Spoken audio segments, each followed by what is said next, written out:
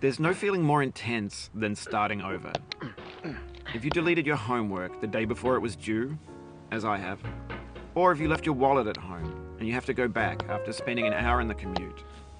If you won some money at the casino and then put all your winnings on red but it came up black. If you got your best shirt dry cleaned before a wedding and then immediately dropped food on it. If you won an argument with a friend and then later discovered that they just returned to their original view. Starting over is harder than starting up. If you're not ready for that, like if you've already had a bad day, then what you're about to go through might be too much. Feel free to go away and come back. I'll be here. Alright, thanks for coming with me on this trip.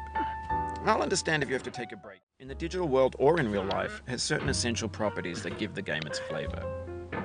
No amount of forward progress is guaranteed. Some cliffs are too sheer or too slippery. And the player is constantly, unremittingly in danger of falling and losing everything. Anyway, when you start sexy hiking, you're standing next to this dead tree that blocks the way to the entire rest of the game. It might take you an hour to get over that tree, and a lot of people never got past it. You prod and you poke at it, exploring the limits of your reach and your strength, trying to find a way up and over. And there's a sense of truth in that lack of compromise. Most obstacles in video game worlds are fake. You can be completely confident in your ability to get through them once you have the correct method or the correct equipment or just by spending enough time. In that sense, every pixelated obstacle in sexy hiking is real. The obstacles in sexy hiking are unyielding, and that makes the game uniquely frustrating. But I'm not sure Jazzuo intended to make a frustrating game. The frustration is just essential to the act of climbing, and it's authentic to the process of building a game about climbing. A funny thing happened to me as I was building this mountain. I'd have an idea for a new obstacle, and I'd build it, test it, and it would usually turn out to be unreasonably hard. But I couldn't bring myself to make it easier. It already felt like my inability to get past the new obstacle was my fault as a player rather than as a builder. Imaginary mountains build themselves from our efforts to climb them, and it's our repeated attempts to reach the summit that turns those mountains into something real. When you're building a video game world, you're building with ideas, and that can be like working with quickset cement. You mold your ideas into a certain shape that can be played with, and in the process of playing with them, they begin to harden and set until they're immutable, like rock. And at that point, you can't change the world. Not without breaking it into pieces and starting fresh with new ideas. For years now, people have been predicting that games would soon be made out of prefabricated objects, bought in a store and assembled into a world. And for the most part, that hasn't happened, because the objects in the stores are trash. I don't mean they look bad or that they're badly made, although a lot of them are. I mean they're trash in the way that food becomes trash as soon as you put it in the sink. Things are made to be consumed and used in a certain context, and once the moment is gone, they transform into garbage. In the context of technology, those moments pass by in seconds. Over time, we've poured more and more refuse into this vast digital landfill that we call the internet. It now vastly outnumbers and outweighs the things that are fresh and untainted and unused. When everything around us is cultural trash, trash becomes the new medium, the lingua franca of the digital age. And you can build culture out of trash, but only trash culture.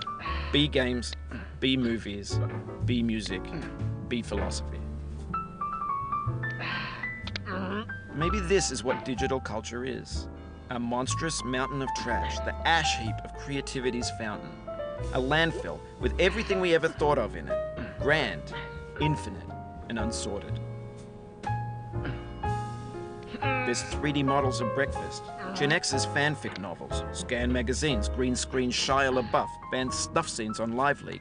Facebook's got lifelike bots with unbranded adverts and candid shots of Kanye and Taylor Swift mashups, car crash epic failed GIFs, Russian dashcam vids, discussions of McRibs, discarded, forgotten, unrecycled, muddled, rotten, untitled. Everything's fresh for about 6 seconds, until some newer thing beckons, and we hit refresh. And there's years of persevering disappearing into the pile, out of style, out of sight. In this context, it's tempting to make friendly content that's gentle, that lets you churn through it but not earn it. Why make something demanding if it just gets piled up in the landfill, filed in with the bland things? When games were new, they wanted a lot from you. Daunting you, taunting you, resetting and delaying you. Players played stoically. Now everyone's turned off by that. They want to burn through it quickly, a quick fix for the fickle, some tricks for the clicks of the feckless. But that's not you, you're an acrobat. You could swallow a baseball bat.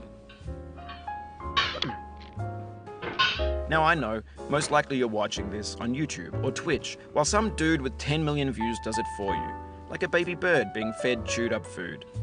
That's culture too. But on the off chance that you're playing this, what I'm saying is, trash is disposable, but maybe it doesn't have to be approachable. What's the feeling like? Are you stressed? I guess you don't hate it if you got this far, feeling frustrated. It's underrated. An orange is sweet, juicy fruit locked inside a bitter peel. That's not how I feel about a challenge. I only want the bitterness. It's coffee, it's grapefruit, it's licorice. It feels like we're closer now, composer and climber, designer and user. You could have refused, but you didn't. There was something in you that was hidden, that chose to continue. It means a lot to me that you've come this far, endured this much. Every wisecrack, every insensitivity, every setback you've forgiven me is a kingly gift that you've given me. We have the same taste, you and I. It's not ambition, it's ambition's opposite. An obdurate mission to taste defeat. You'll feel bad if you win, so I put this snake in for you.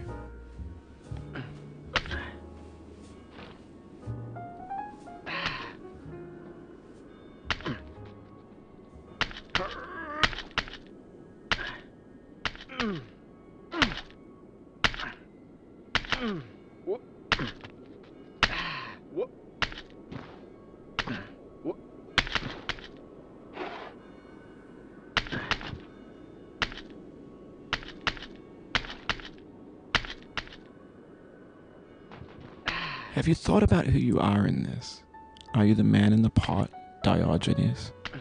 Are you his hand? Are you the top of his hammer? I think not. Where your hand moves, the hammer may not follow, nor the man, nor the man's hand. And this here is will, his intent, the embodied resolve in his uphill ascent.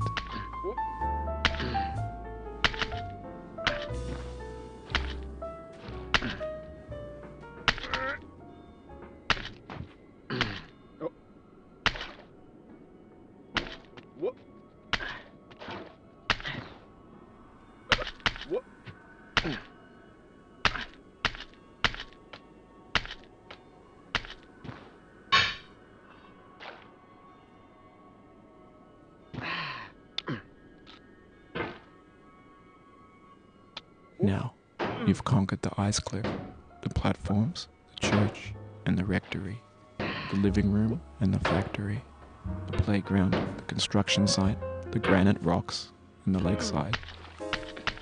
You've learned to hike. There's no way left to go but up, and in a moment I'll shut up. But let me say, I'm glad you came.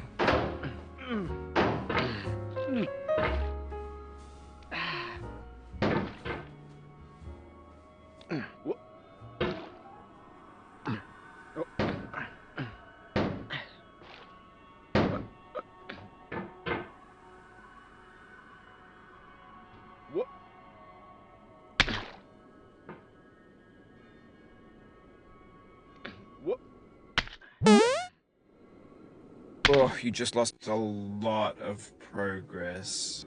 That's a deep frustration, a real punch in the gut.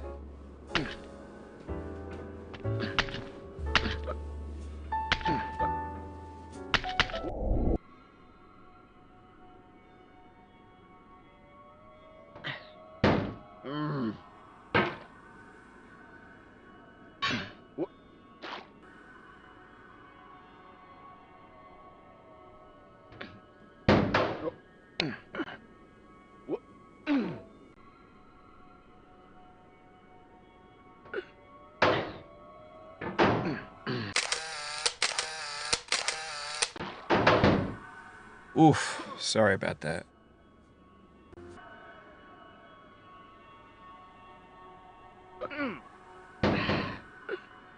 Oh, it happened again. I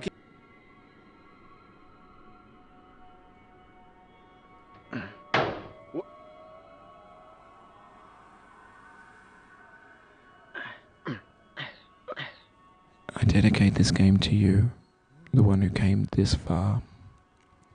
I give it to you with all my love.